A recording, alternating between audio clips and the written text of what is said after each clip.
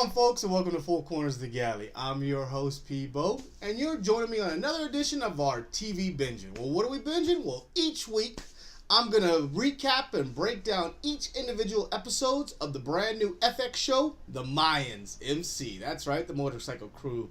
We're talking about the brand new Mayans, the spinoff to Sons of Anarchy, who was actually created and directed and written by Mr. Kurt Sutter. So I'm extremely excited for this series after the humongous success of Sons of Anarchy and seeing some of the elements and players that are part of the Mayans. We finally get our own show, the Mayans, and we get to hear about their whole story. And it's completely different circumstances than we were with Jack and the rest of them. So, yeah, let's kick it off with Mayans Episode 1, Perro, OC. All right, folks, let's go. So, we catch up with the Mayans, and this is the current time. So this is post Jack and the Sons of Anarchy. So this is all post that. And basically, we meet up with our new lead and person we'll be following through our adventure through the Mayans, and that is Easy Ezekiel. And he is a brand new prospect in the Mayans, and he is trying to earn his patch and be a part of it. So we first catch up with the Mayans, and actually we get a little imagery, and we get a coyote, and he's picking on a crow.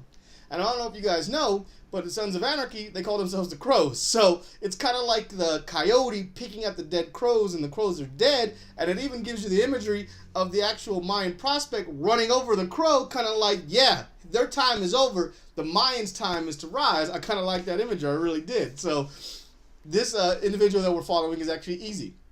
And he goes down to a butcher shop, a carniceria, right on the border. And most and probably all of this season is going to take place in this small little town right next to the border of Mexico, like near Mexicali. And we're going to be seeing, it's called Santo Perro, Cali. I saw the little water sign, so that's how I checked it. But a lot of it's going to be taking place down here. So we meet up with Easy, and he's actually on his way to a butcher shop, like I said, a carniceria, and he's got a package in his hand. And we don't really know what's going on, but lo and behold, we get the great Edward James Olmos. I don't know about you, but to me, he is the godfather of Hispanic cinema. I know Cheech and Chong will fight, but this gentleman, Edward James Olmos, has been around forever in all kinds of categories. I mean, he was in Blade Runner.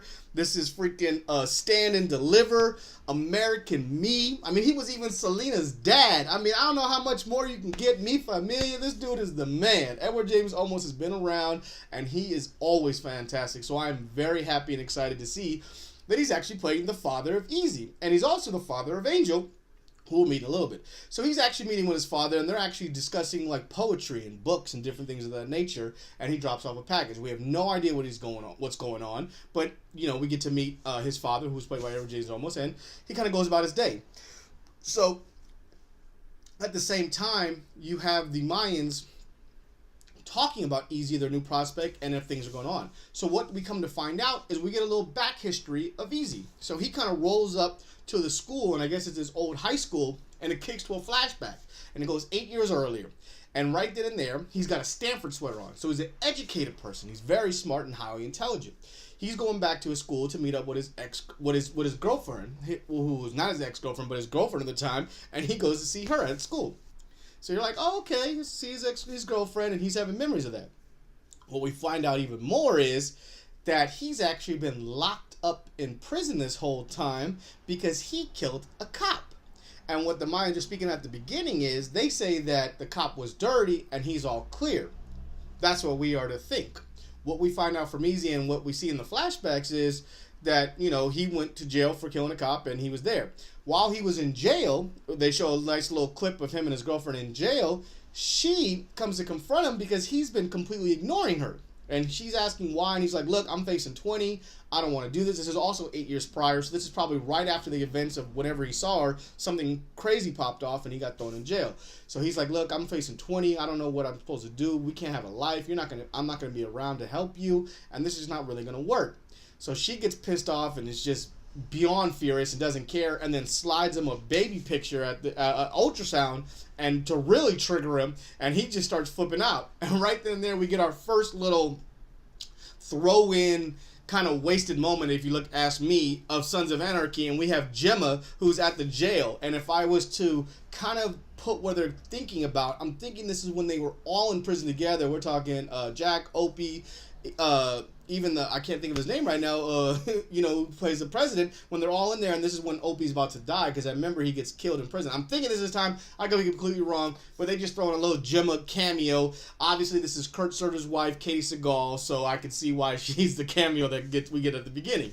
So they just kind of throw in a cameo. She doesn't even speak a line. She just kind of gives that look, that old Gemma look. So, I don't know. It was kind of to me. It just kind of passed by. So we find out he's in prison, but it's like 3 years later, it's 8 years later, and he's out. So he was facing 20, and now he's out. So what the Mayans say is basically that it was a dirty cop, and it was actually they used this against him, and that's why he was able to be free. That's what we know at this point.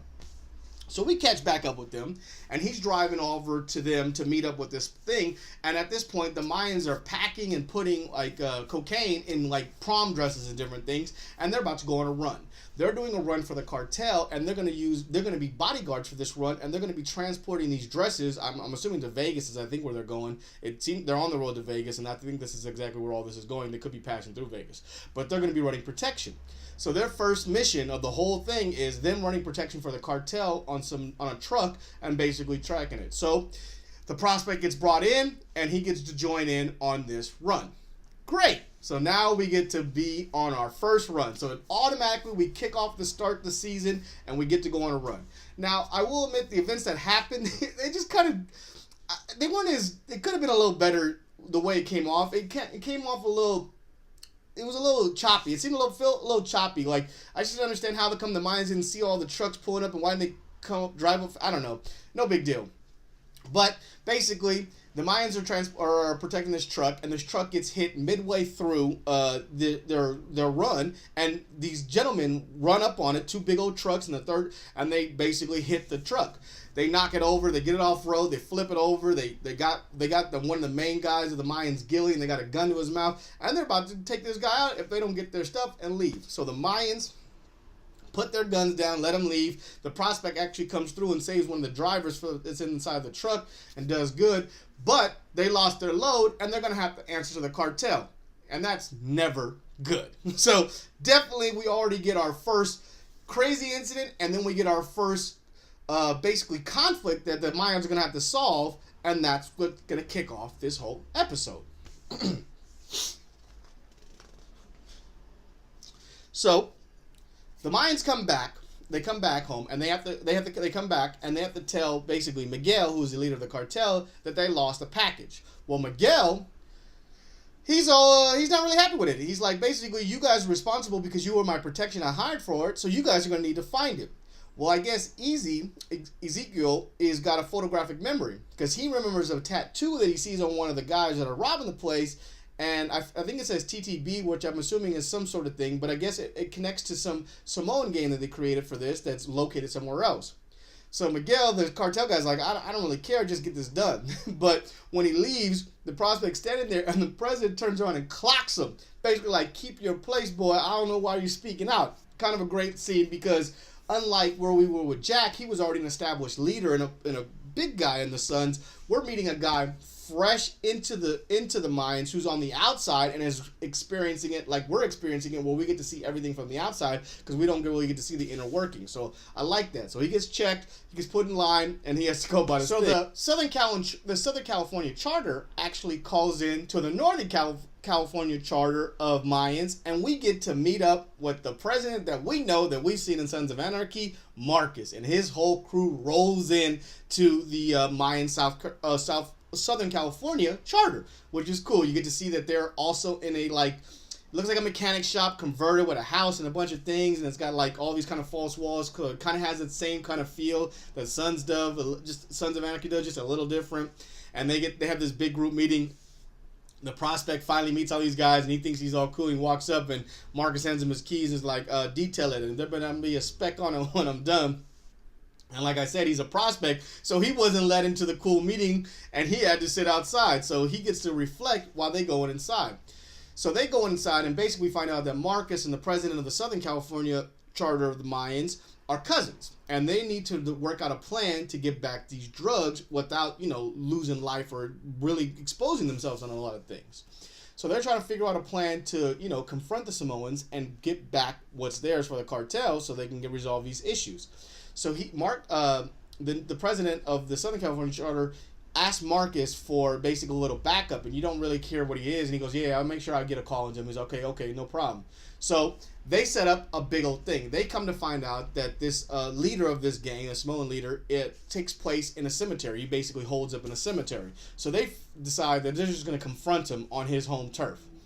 So, of course, the Mayans roll up pretty deep. It was like 8 or 9 deep. They roll up pretty deep. Obviously, there's going to be a humongous confrontation when they roll up because this is the middle of the show. And then we had a lot of weak one, but you can see that they were building up to something big. So they roll up. And when they're rolling up, obviously, all the people in the other crew are signaling out that the Mayans are rolling through. So they start signaling out. So they get to, the leader of this gang. And it's a big old dude, like 6 foot, 400-pound dude, just a monster of a guy, and they about to sit down and have a talk with them. They're about to go in, and at the same time, when they're about to start conversating with them, all of a sudden, all these other members of the other gang just start rolling up in the other trucks with all these assault rifles. So things are about to get cracking real fast on this. So they try to have a little talk and basically tell him, like, look, man, we know it was you that took our stuff. You need to give that back. And he's like, look, if I don't see some headlights going out right now, some Mayans about to get popped. And you're like, okay, this is about to happen. And then the Mayan president's just like, no, okay, we'll just leave. You're like, no way. And then, of course, it was all rope-a-dope. They instantly pull out guns, and a full-fledged shootout occurs. So, bam, we get a crazy shootout in the middle of the show. We have barely introduced anybody to anybody, and we already got a wild shootout at the beginning. We come to find out this one guy who actually I think is an amazing actor who plays the guy that plays Coco, who's actually played by... I'm sorry, he's played by...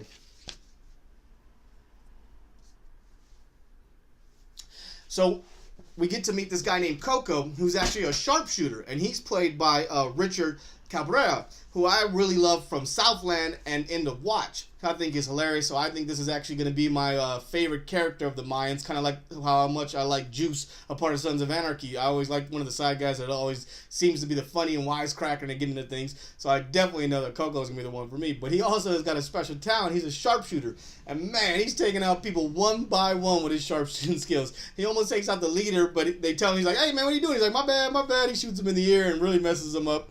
So the Samoan leaders breaks out because the shootout is not going in their favor. The Mayans are kicking their butt, and they try to break out. Well, here's our second thing from Sons of Anarchy. We get the Southern California Charter of the Sons of Anarchy rolling in deep, blocking the Samoan leader so he can't get out. They shoot up the first car and stop him off. And, of course, who's the leader of the Southern California? We got Mr. Robert Patrick, Les Packer, who came in 2 episodes of Sons of Anarchy. And he, Mr. T-1000, he's the leader, and he kind of helps out, and they have a cool little moment. That one I like a little more because I like that they brought the Sons in to help them. Like, they had the Mayans help them with a bunch of different things. So I like that part, and I like that they connected Robert Patrick back. That was cool. I admit I like that. I was hoping for a little more or something with Jack, but, you can't have it all in the first episode.